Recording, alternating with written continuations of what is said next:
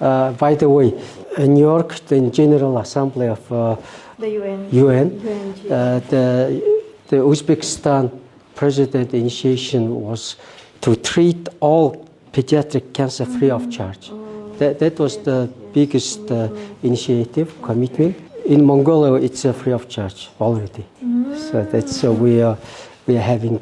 Today is International Human Rights Day. Yes, yes. Өнөөдрөөс олон улсын нөгөө хүний эрхийг хамгаалах өдөр. Тэгэхээр хүний эрх дотор хоёр чухал зүйл байгаа тийм ээ. Нэг нь эрүүл мэнд, нөгөөх нь боловсрол. Тэгэхээр Монгол улс бас их том амжилтууд бид бүтээсэн. Ялангуяа энэ эмнэлгийн тусламж тэд дотроо хүүхдийн тусламж үйлчилгээ бүгд төрөөс даадсан шүү дээ тийм ээ.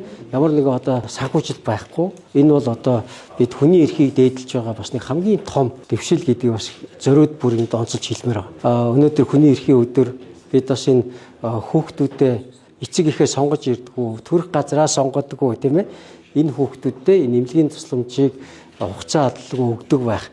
Тэр дотроо өнгөрсөн одоо 10 сард ерөнхий сайд бас энэ эмнэлэг дээр эрэхтэй нэг шийдсэн зүйл бол бид энэ төсвийн даатгалын санхүүжилтийн хязгаарлалтыг байхгүй болгосон шүү дээ тийм ээ. Тэгэхээр ямар ч байсан одоо энэ хүүхдийн тусламж үйлчилгээнд дээр төлөвлөгөөт болон архаг өвчний үед санхүүжилтийг хязгаарлахгүй гэсэн энэ болгон бол одоо хүний эрхийг дэмжиж байгаа, хүний эрхийг хамгаалж байгаа чухал зүйл шүү гэдэг хэлье.